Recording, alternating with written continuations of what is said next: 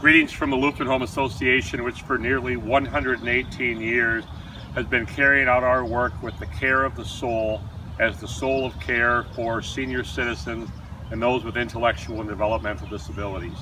Thank you for giving us the opportunity to give you the latest news from our ministry. Each year, the Lutheran Home Association recognizes volunteers connected with our ministry who have been leaders in caring for the soul. One of our Care of the Soul Award winners this year is Miss Nadia Borsch, a junior at Bethany Lutheran College in Mankato, Minnesota.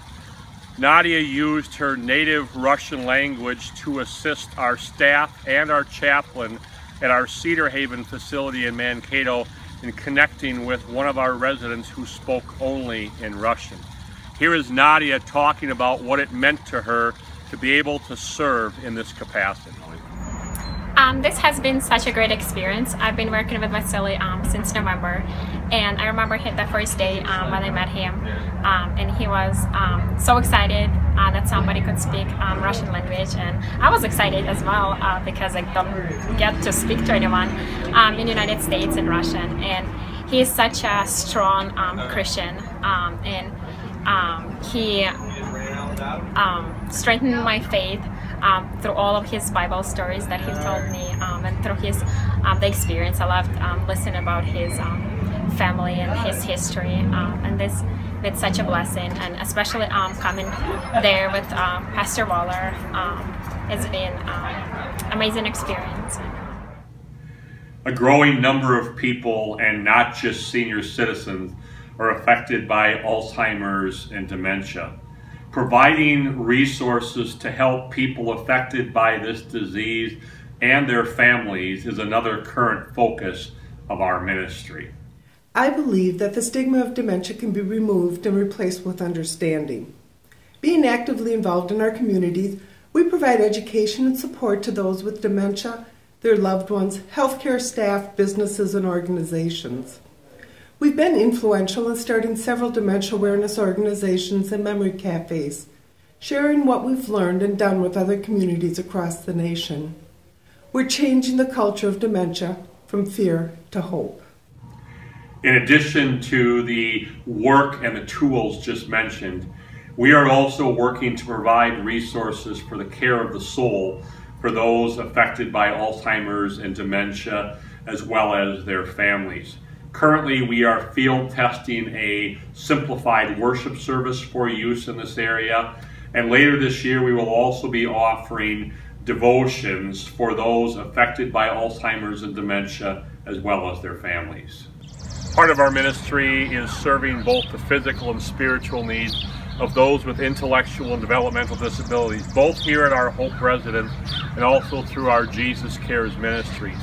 Jesus Cares Ministries currently has about 150 locations, both across the United States and in Malawi, Africa, offering worship, Bible study, and fellowship for those with special needs. Here are some thoughts on Jesus Cares Ministries from one of our local congregation program leaders. I am Pastor Steve Schmidt from St. John's in Oak Creek, Wisconsin. I deal with Jesus Cares Ministries kind of from two perspectives. I do lead our Jesus Cares ministry here at St. John's once a month, every third Saturday, and we're thrilled with the response that we've received from the community and with the support that we have from our congregation as well. It really is outreach ministry to people who otherwise aren't being reached with the gospel. And then from another perspective, I have a daughter who participates in Jesus Cares ministry as she has a developmental disability, and she looks forward to Jesus Cares and participates in it. So I thank you for supporting Jesus Cares with your prayers and with whatever financial support you're able to, because you are helping congregations reach out with the gospel, and you're helping people who need to hear the gospel hear it. Thank you. While the care of the soul is at the heart of everything we do, we also look to offer information and assistance to our residents and their families with the physical challenges that they face. One of those current physical challenges that we are helping people work through is the push to legalize physician-assisted suicide. TLHA authored a position statement on physician-assisted suicide, which was adopted by the Wells Conference of Presidents in October of 2015. In the spring of 2016, we worked with a number of other organizations to defeat the Compassionate Care Bill in the Minnesota State Senate.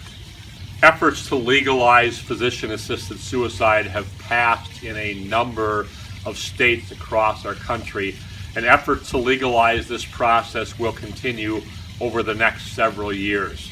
Later this summer, TLHA will be making available a Bible study which congregations can use for study in their own midst, as well as we will be offering a presentation to help you better understand how to deal with physician-assisted suicide. Thank you for this opportunity to give you a look inside our ministry. Here are a few closing remarks from our President and CEO, Mr. Michael Klatt.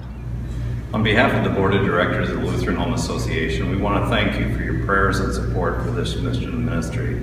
As you've seen by this brief video, we have a lot of opportunities to share the gospel to people with special needs. We look forward to your continued participation and partnership with this ministry, and we invite you to call us and visit our website and learn more about this ministry.